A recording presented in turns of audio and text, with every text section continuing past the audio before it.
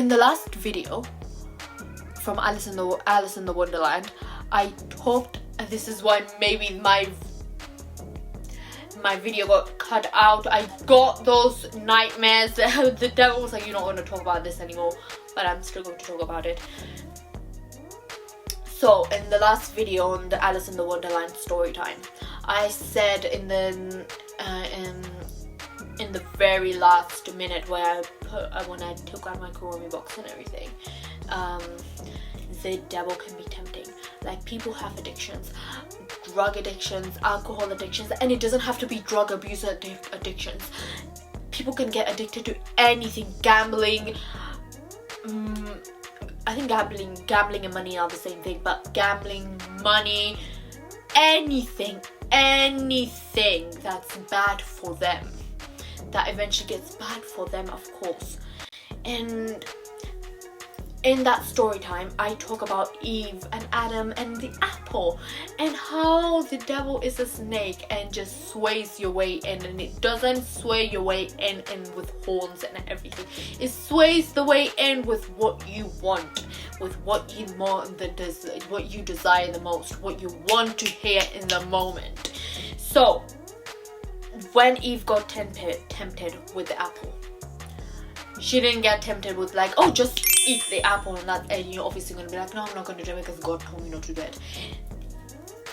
The devil sways his way. It does not have logic, even though, let's say the snake says, oh, eat that apple, you haven't seen anything red in your life, you haven't eaten anything red in your life, and then it makes the red color so tasteful, I would say.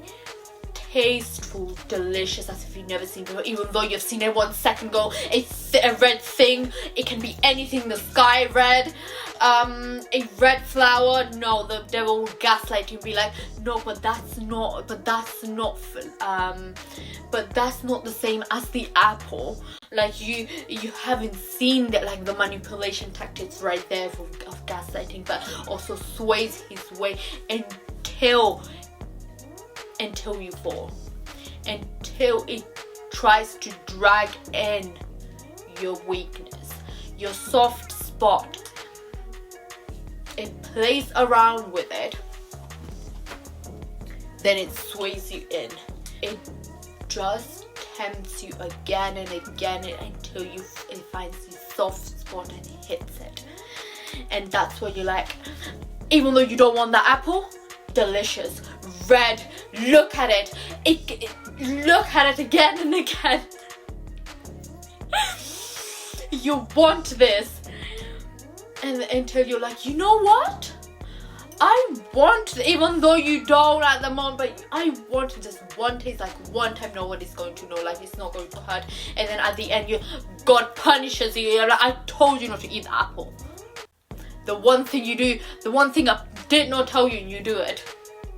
Sometimes I said drugs and addiction can be like, sometimes you're like, one time would not hurt and you fall into the same pattern again and again and again, and that becomes a bad habit and that destroys you.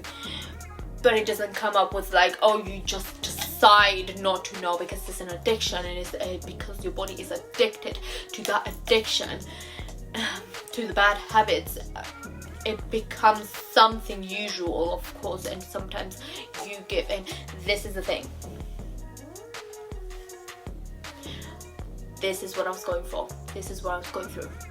That exact same lesson I learned from myself this week, from the last week, from the Alice in the Wonderland video. I'm still going through it, and I get up, I keep falling, I get up. It's not a drug addiction. I don't do alcohol, drug, any of this.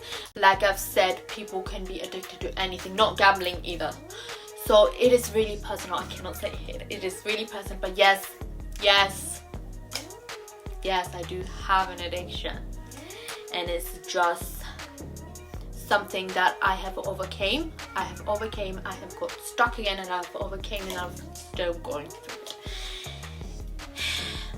This is where I say sometimes I feel like I'm fighting with my own head every single day, because there's two parts of me. There's two parts of me that I wanted, but there's other parts of me that there's another part of me that's like that overtakes, and the other one overtakes, and they all both fight for each other. And the other one says that I put my hand onto my Bible because that's what I want right now. The other part, you can do better than this. No excuse of like one more day.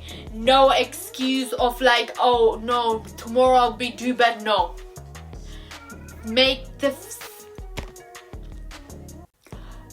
Do better and show up for yourself. Take responsibility as a human being. If you want to be better, then take responsibility for it.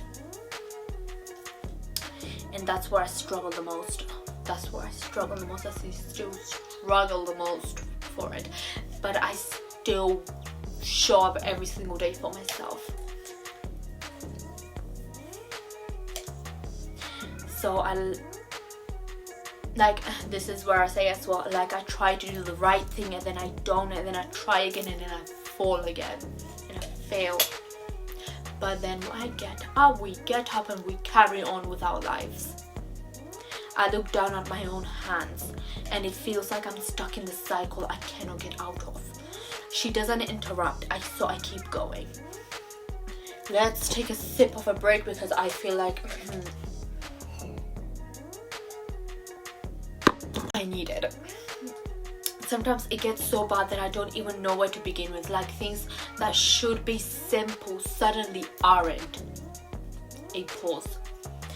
And then there's this feeling like no matter what I do, it's not enough. Like, I have to be better, look better, and do better. I glance at her, and when I see you, I hesitate again. I see someone going through that too. Now she tenses. You can tell she doesn't like where this is going, but I say it again gently, not in the same way, but similar. I swallow that feeling of turning something that should be normal into something heavy, something controlling. Silence. I get it. And when she finally speaks, but not softly, not emotional like me, cold control like she's been holding this for a very long time and doesn't want it to sound like weakness. You don't get it. Her tone is sharp but not loud. You think you do, but you don't. She crosses her arms again, looking away. For me, it's not a struggle. She makes air quotes. It's a choice. I frown. A choice? She nods slightly. Yes, because at least this is something I can control. That line is heavy. That line got me heavy. You will know why. You will know why. Everything else is messy. People, friendships, school, feelings. She scoffs lightly, but this, she taps her fingers against her arms. This is simple. She finally looks at me again. If I don't want something, I don't have it. If I want to change something, I do it. No one can stop me. Her voice is calm, too calm, and honestly it makes me feel better. A pause. She shrugs, like I'm finally doing something right. I just stand there listening because I recognize that tone, that way of thinking, even if it looks different on her. But yeah, she continues almost dismissively. People make it seem like it's a problem, like something is wrong with me. She rolls her eyes slightly. I'm fine. Then quieter, almost under her breath. I just don't have time to be weak. And there it is, not sadness, not tear, but something heavy, denial, control. Pressure. I look at her and for the first time I don't see a bully. I see someone who's also stuck, just in a different way. So this is where it gets like a bit like that. So she was going through the same thing as me, but she dealt it differently than I did. For her, the decision of the change was easier because her mental state was like in a different place, but of course it was easier for her. For her, a decision would be like this quick, like change, and she will just drastically change what she wanted to change, like to be the better version of herself, to be whatever. But for me it wasn't. Like when she said control, that she has the control, I did not have the control. That's where it got messy. That's where I started to be like, yeah, we have the same problem, but we deal it in different ways. I do sympathize with what you're going through, because that's what I'm going through. That's what I was stuck in, that mentality as well. But I was envious of her because she dealt it like this, and I had to fight with myself. I had to fight with two versions of myself, of choosing a bad thing over being a good, responsible human being and doing the right thing for myself. And for her it was this easy. And I did recognize that some people, you never know what mental state that some people are going through to deal with a problem that is maybe easier for some people, but others I don't. Sometimes it's your own mental problems that put on more on the table makes the problem more heavier. Sometimes it can also be the environment like that you're on that's making the problem worse. Outside problems coming in, mixing up with your problems. It can be anything. So I was envious. I was envious, and some lines that she did say got me like okay. But I wasn't envious to the look. Jealousy is a normal feeling. I would say it's a normal feeling. You shouldn't be ashamed of it, but you should be ashamed of it if you act on jealousy. If you act on jealousy in bad, malicious intentions, then that's where you draw the line. Of course, I did not say I was so envious, so I'm so envious of you, like I do something to her. No, because that's my own problem. I don't project my own insecurities to others. No, I keep it to myself. And what do? I do better for myself. If I want something, I get it.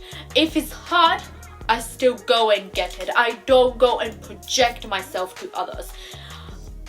What I do is I analyze the insecurity and be like, girl, what do I need to like do better for myself?